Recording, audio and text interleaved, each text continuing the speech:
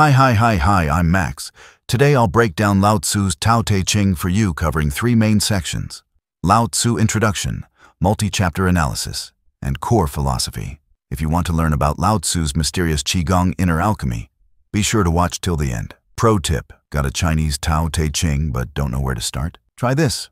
Snap a photo of the text, let ScanMaster scan it. Get instant translation, boom, you're ready to dive in. Or simply ask Max to unlock the meaning. Content below is AI generated by ScanMaster Ask Max. That's me. Quick heads up before we start. Subscribe and tap the bell so you never miss scanning hacks or Max's book insights. Let's jump in. What if I told you? The best-selling book in history isn't the Bible or Harry Potter, but a 5,000-word Chinese text written 500 years before Christ that holds the key to ending your anxiety, career burnout, and the ecological crisis. 2,500 years ago, Lao Tzu unlocked the secrets of quantum entanglement, decoded the essence of leadership, and mapped survival strategies for the AI era. Yet you probably never made it past page 1. This isn't esoteric Eastern mysticism, it's the survival algorithm Silicon Valley CEOs quietly embed in their OKRs. The cosmic code quantum physicists are now verifying. Dense? Absolutely. Relevant? More than ever. Ready to reboot your understanding of reality? Wow, fascinating, right? Now, let's unlock the secret step by step. Part 1. Who was Lao Tzu? In 6th century BCE China, a chief archivist of the Royal Library abruptly resigned and rode west on an ox. He left behind only 5,126 characters, yet sparked 2,500 years of debate. What cosmic truth did this enigmatic sage, even revered by Confucius, ultimately comprehend? Lao Tzu, a renowned philosopher of China's spring and autumn period, is revered as the founder of Taoism. Born as Li Er, courtesy name Boyang, in Ku County, Chu, now Henan, he scored a sweet gig as the Shukang Shi, basically the chief librarian of the Zhou dynasty, managing royal archives. Dude was a walking encyclopedia. He popped out with white hair and a beard. Later, seeing the Zhou dynasty collapsing, he quit his job, hopped on a green ox, and headed west. At Hanggu Pass, a superfan, Guard Yinshi, stopped him. No book? No exit. So Lao Tzu dropped the 5,000-word classic Tao Te Ching and vanished like a boss. Tradition crowns him as its author, though honestly, scholars still gossip about whether he personally penned it. Think of it as ancient philosophy's biggest whodunit. Now, why is this tiny book, just 5,000 words, so revolutionary? It all starts with Lao Tzu obsessively watching nature. He noticed everything: trees, rivers, humans, operates in a never-ending cycle. Birth, death, rebirth, like cosmic recycling. That's where his big idea, the Tao, the way, kicks in. Imagine the Tao as the universe's ultimate operating system. It's not a god or a rule book, but the invisible logic that keeps stars spinning and seasons changing. Want to live wisely? Tune into this rhythm. So the Tao Te Ching is basically life's original user manual. Stop forcing things. Start flowing with nature's groove. Lao Tzu's genius? Turning raindrops and river currents into the world's deepest philosophy. All right, now that we've covered Lao Tzu and the Tao Te Ching's backstory, let's unpack its standout sections. Part 2.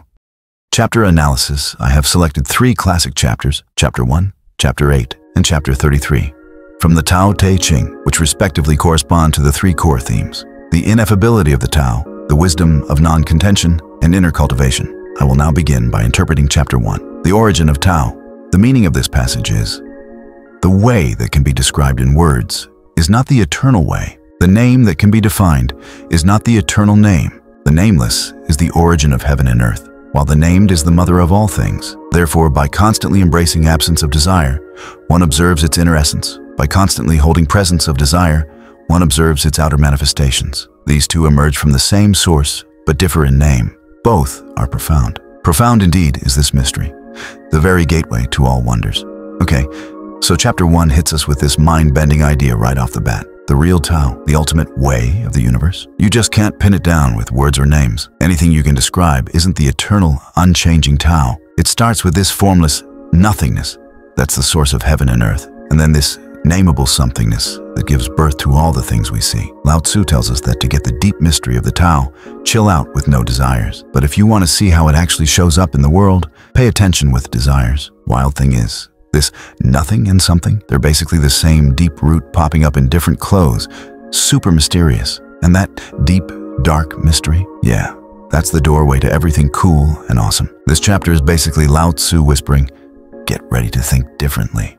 So, since chapter 1 reveals that the Tao is profoundly mysterious and beyond words, how does it actually operate in the tangible world? Or rather, what actions best exemplify the supreme essence of the Tao? Chapter 8 of the Tao Te Ching delivers a brilliant answer. It uses water as a metaphor to illustrate that near-perfect wisdom of existence. Great virtue is like water. The meaning of this passage is, the highest goodness is like water. Water nourishes all things without contending for merit, content to dwell in low places despised by others. Thus, it is closest to the Tao. It dwells humbly and finds peace, maintains a deep and serene mind, treats others with sincerity and benevolence, speaks with unwavering trustworthiness, governs with simplicity and order, handles affairs by leveraging strengths, and acts by seizing the right moment. Because it contends with nothing, it remains free from fault. Have you ever considered what true virtue looks like? Chapter 8 of the Tao Te Ching reveals a surprising answer. It flows like water. The text tells us the highest goodness resembles water, nourishing everything without demanding recognition. Water teaches us profound life lessons. Adapt to your circumstances.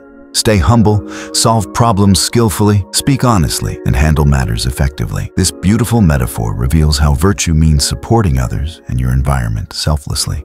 It's a call to embrace humility, truth, fairness, and peace. Ultimately, it champions moving with life's natural current rather than against it, creating harmony in relationships and integrity within yourself. The chapter ultimately describes the qualities of truly wise people, their ability to flow where needed, accept circumstances without resistance, and live with selfless grace. Like water, they show us how to embody naturalness and moral strength. So next time you see water flowing downstream, think about this. Its gentle persistence carves mountains. Isn't that the most powerful kind of strength? This ancient wisdom invites us all to live with water's adaptable, life-giving nature. That's true virtue in action. When we admire water's nature of non-contention, Lao Tzu pierces the key in chapter 33. He who knows himself is enlightened. The reason water flows with the current is that it knows exactly what it is. Calm as a lake when pooling, rushing toward the ocean when pouring, never overestimating nor underestimating itself. So, if we wish to learn water's wisdom, we must first learn to see ourselves clearly. Next chapter, let's push open this gateway to self-knowledge together. Discover how Lao Tzu teaches us to live a life as clear and adaptable as water, while walking the path of truly knowing ourselves. The meaning of this passage is, to know others is wisdom. To know oneself is enlightenment. To conquer others requires force. To conquer oneself is true strength. Contentment is true wealth. To persevere with will shows ambition. Who has not lost the root will long endure and die, but never ending. That is true longevity. Real knowledge isn't just facts. It's about truly understanding people. That's called zhengzhe, knowing others. But the ultimate level? Zhizhe, knowing yourself. The text says, understanding others shows knowledge. But knowing yourself brings mingye, this true brightness and clarity in life. It's like your mind lights up, and it gets tougher too.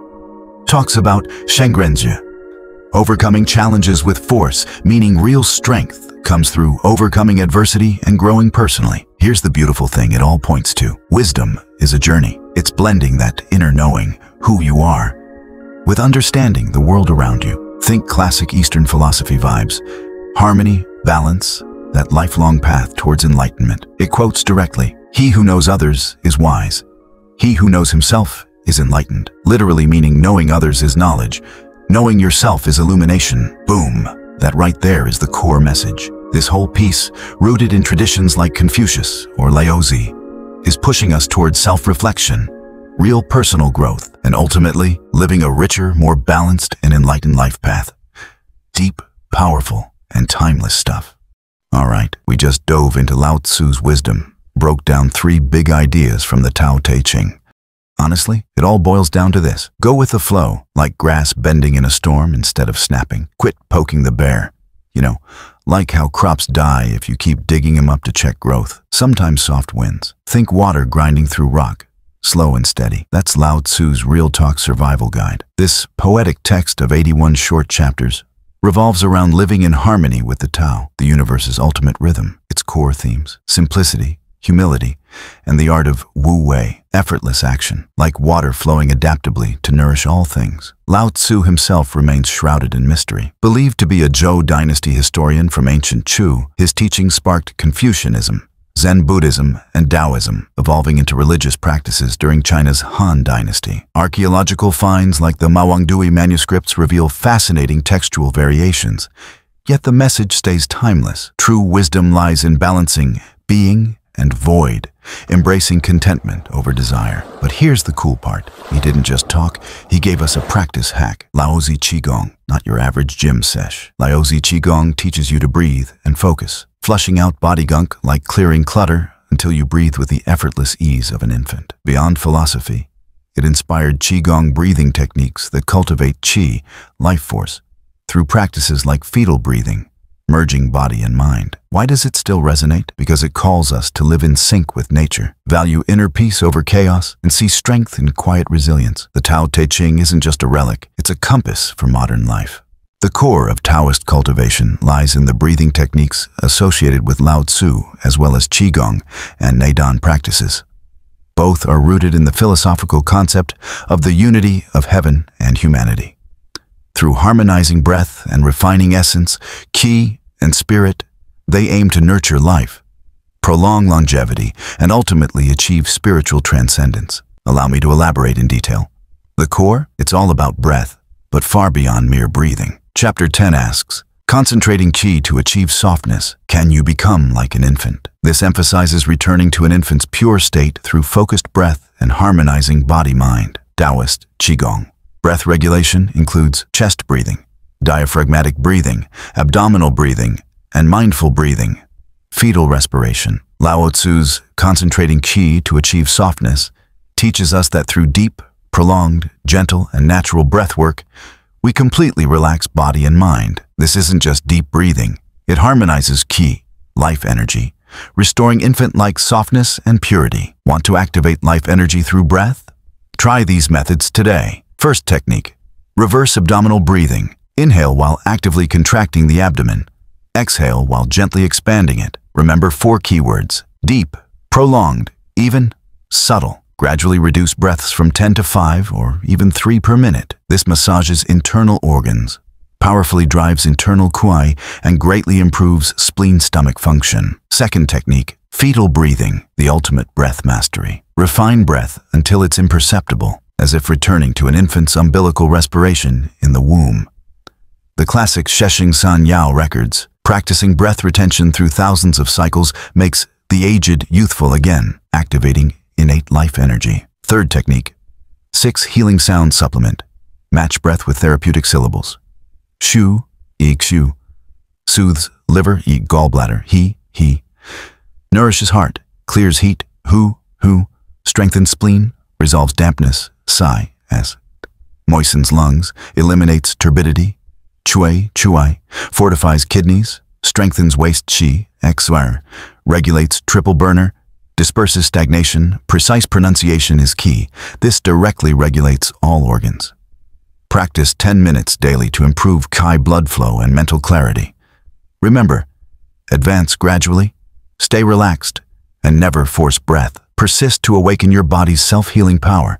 The upgraded version?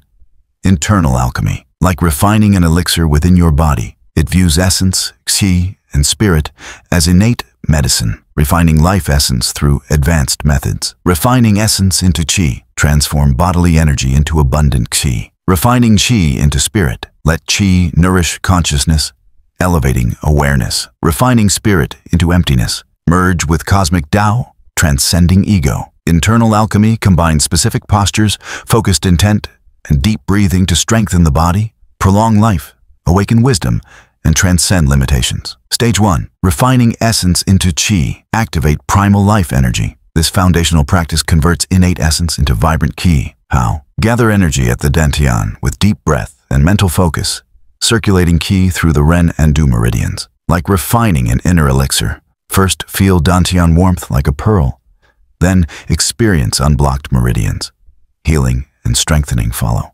Stage 2, dual cultivation of nature and life. The supreme mind-body unity. Nature cultivates spirit. Life cultivates qi. Both are essential. Cultivating life. Strengthen organs and meridians. After refining essence into qi, advance to refining qi into spirit, letting energy nourish consciousness until you reach a state where abundant qi eliminates hunger, abundant spirit eliminates fatigue. Cultivating nature. Purify the mind and enter meditation.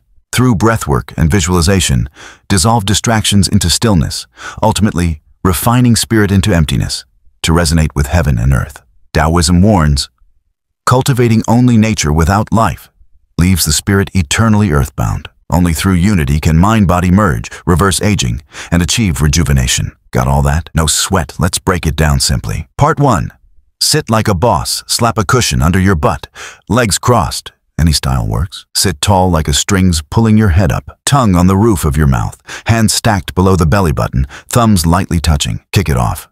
Whoosh. Blow out stale air through your mouth. Ah. Breathe fresh air in through your nose. Do this 7 to 8 times. Feels like a full body reset. Next step. Count breaths. In 1, out 2, up to 10. If your mind chills out, ditch counting. Let your breath do its thing. At this point, your mind and breath are BFFs. Can't split them up. Big finale. Zoom all attention 3 fingers below your navel. Your dantian. Imagine a lotus flower chilling there, holding a tiny sun. Suck all your body's energy right into it. That's your real power bank. Part 2. Sneak breath work into daily life. Don't just sit around meditating. Mix it into walking, eating, even chilling in bed. Do light, ghost-like breathing. Life hack number 1. After meals, rub your belly clockwise 36 times while strolling. Pop a couple good farts. Total bliss. Life hack number 2. Before sleep, rub your feet soles together at the Yongquan points. Do it till they glow. You'll sleep like a happy baby. Seasons need breath too. Spring, shu, da shu. Unknot liver stress. Summer, he. Cool down heart heat. Autumn, s. Lubricate dry lungs. Winter, chua. Seal that kidney qi in your lower back. Golden rule. Stop forcing it. Lao Tzu dropped the truth. Relax deep. Calm deep. Breathing ain't about suffocating your lungs.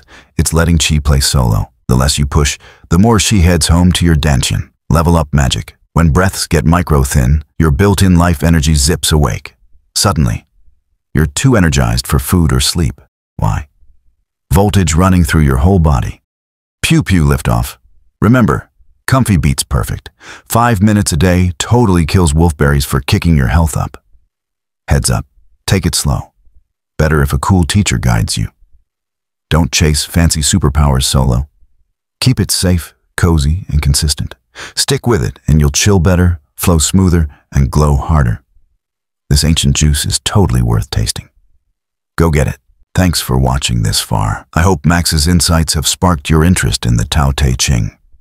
Bruce Lee brilliantly merged Chapter 8's teaching, Great Virtue is Like Water, with his pragmatic martial arts philosophy. Using water as his metaphor, he urged us to shed rigid thinking, adapt fluidly to our environment, while always retaining our inner strength. Before we go, here are Lao Tzu's 8 words of wisdom for you. Benefit, never harm. Act, never compete. In this age of anxiety, let's carve out a mental sanctuary for ourselves with Taoist wisdom. Give your all to what you do, then let nature take its course. If today's content brought you even a moment of calm or relaxed your muscles just a little, give it a like to let me know. Stay tuned for the next episode. Feel free to comment below with topics you'd like me to delve into. Subscribe so you don't miss out. We meet through Taoism and connect through energy.